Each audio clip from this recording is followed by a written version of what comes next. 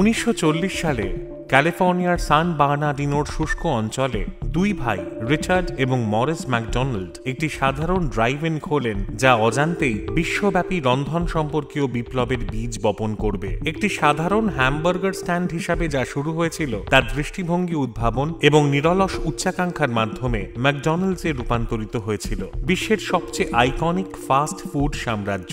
McDonald ভাইদের মূল রেস্তোরাঁটি ছিল একটি সাধারণ ব্যবসা, কিন্তু 1948 সালে তারা স্পিডি সার্ভিস সিস্টেম চালু করে, যা একটি যুগান্তকারী পদ্ধতি যা খাদ্য পরিষেবায় বিপ্লব এনে দেয়। অ্যাসেম্বলি লাইন কৌশল দ্বারা অনুপ্রাণিত হয়ে এই ব্যবস্থা খাদ্য প্রস্তুতিকে সহজতর করে, দ্রুত পরিষেবা এবং কম খরচের সুযোগ করে দেয়। এই উদ্ভাবনটি আজ আমরা যে ফাস্ট ফুড শিল্পকে জানি তার ভিত্তি স্থাপন করে। ম্যাকডোনাল্ডস কেবল ফাস্ট ফুড শিল্পেই একজন নেতা নয়, একটি উল্লেখযোগ্য সাংস্কৃতিক শক্তিও। 1970-এর দশকে প্রবর্তিত এর হ্যাপি মিল শৈশবের খাবারের অভিজ্ঞতার একটি প্রধান উপাদান হয়ে ওঠে। 15 মে 1940 সালে ভাই বোন রিচার্ড এবং মরিস ম্যাকডোনাল্ড ক্যালিফোর্নিয়ার সান বার্নার্ডিনোর ওয়েস্টে 14তম স্ট্রিটে 1398 নর্থ ই স্ট্রিটে প্রথম ম্যাকডোনাল্ডস তৈরি করেন, যার লক্ষ্য ছিল 50 বছর বয়সের আগেই $1 মিলিয়ন আয় করা।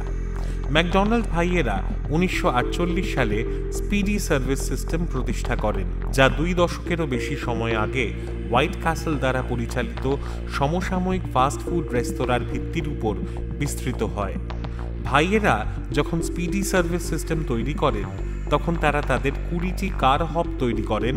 তাদের রূপার পাত্র এবং প্লেটগুলি কাগজের মোড়ক এবং কাপ দিয়ে প্রতিস্থাপন করে, যার ফলে ডিশওয়াশারের প্রয়োজন হয় না এবং তাদের মেনু মাত্র 9টি আইটেমে নামিয়ে আনা হয়। হ্যামবার্গার, চিজবার্গার, 12 আউন্স আকারের 3টি কোমল পানীয়ের স্বাদ, দুধ, কফি, আলুর চিপস এবং পাই। আমাদের পুরো ধারণাটি গতি, কম দাম এবং আয়তনের উপর ভিত্তি করে তৈরি হয়েছিল, রিচার্ড ম্যাকডোনাল্ড পরবর্তীতে বলেন। ম্যাকডোনাল্ড ভাইদের প্রথম রেস্তোরাঁটি 1937 সালে খোলা হয়েছিল, যা লস অ্যাঞ্জেলেসে ছিল। 1940-এর দশকে ম্যাকডোনাল্ড ভাইয়েরা একটি সমৃদ্ধ ড্রাইভ ইন রেস্তোরাঁ প্রতিষ্ঠা করেছিলেন, কিন্তু আবিষ্কার করেছিলেন যে অসংখ্য জিনিস তাদের লাভজনকতা হ্রাস করছে।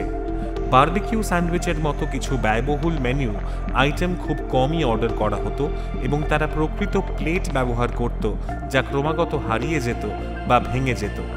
এছাড়াও যুবকদের জন্য অপ্রীতিকর আড্ডাস্থল হিসাবে ড্রাইভ ইনের খ্যাতি পুরো পরিবারকে দূরে সরিয়ে দিচ্ছিল।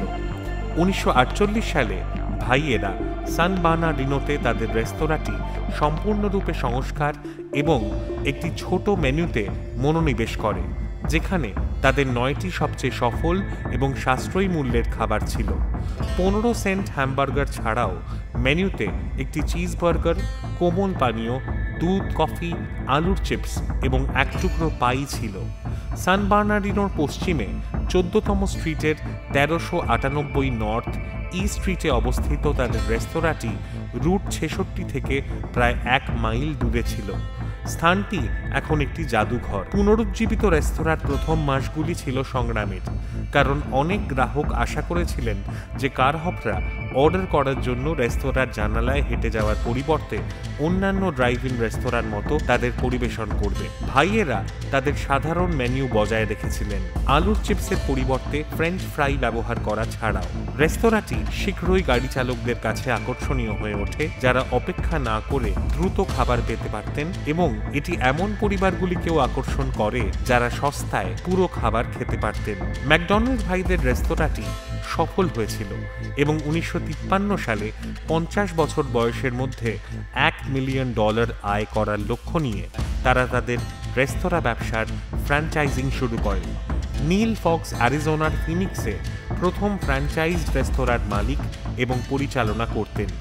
ভাইয়েরা প্রিন্স কাসেলের মিল্কশেক মিক্সার বিক্রয় কর্মী রে ক্রোকের দৃষ্টি আকর্ষণ করেছিলেন। ক্যালিফোর্নিয়ার সান বার্নার্ডিনোতে তাদের রেস্তোরাঁর জন্য তার 8টি মাল্টি মিক্সার কেনার পর ক্রোক 1954 সালে সেখানে যান। সেই বছর ম্যাকডোনাল্ড ভাইরা ক্রোককে তাদের ফ্র্যাঞ্চাইজি এজেন্ট হিসেবে বেছে নেন।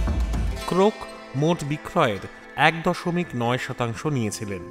যেখানে ম্যাকডোনাল্ড ভাইয়েরা পেয়েছিলেন 0.5%। ম্যাকডোনাল্ড ভাইদের অল্প সংখ্যক রেস্তোরাঁ বজায় রাখার ইচ্ছায় ক্রোক হতাশ হয়ে পড়েন।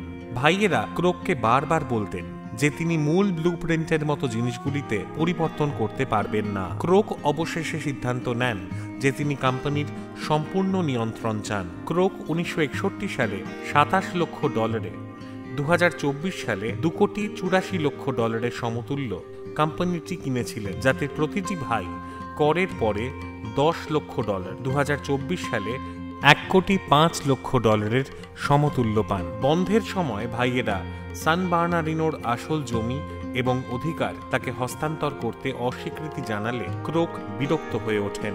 ভাইয়েরা ক্রোককে জানিয়েছিলেন যে তারা সম্পত্তি সহ পুরো কার্যক্রম প্রতিষ্ঠাতা কর্মচারীদের হাতে হস্তান্তর করছেন।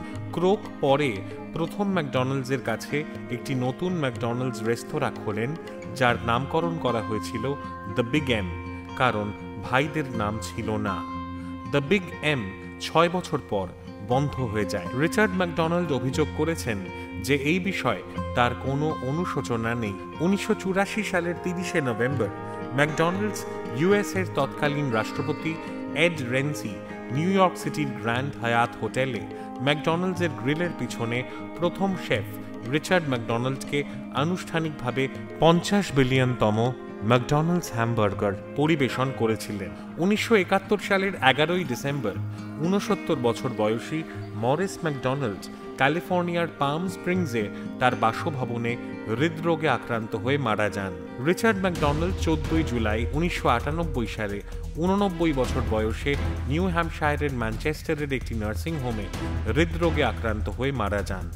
তাকে ম্যানচেস্টারের মাউন্ট ক্যালভারি কবরস্থানে সমাহিত করা হয়। রেস্তোরাঁ চেন ইউয়ান পোলোর প্রতিষ্ঠাতা অ্যালবার্ট ওকিউরা 1998 সালে মূল ম্যাকডোনাল্ডসের জায়গাটি কিনে নেন। সেখানে তার কোম্পানির অফিস স্থাপন করেন এবং একটি অনানুষ্ঠানিক ম্যাকডোনাল্ডস জাদুঘর তৈরি করেন। ম্যাকডোনাল্ডস 2006 সালে তার সমস্ত রেস্তোরাঁ সংস্কার করে ফরএভার ইয়াং ব্র্যান্ডটি চালু করে, যা 1970-এর দশকের পর প্রথম বড় ধরনের সংস্কার। এটি একটি কফি শপের অনুকরণ করে, যেখানে কাঠের টেবিল, নকল চামড়ার চেয়ার এবং হালকা রং ব্যবহার করা হয়েছে। লাল রংকে টেরাকোটায় রূপান্তরিত করা হয়েছে। হলুদ রংকে রৌদ্রোজ্জ্বল চেহারা দেওয়ার জন্য সোনালী রঙে পরিবর্তন করা হয়েছে এবং জলপাই এবং ঋষি সবুজ রং চালু করা হয়েছে।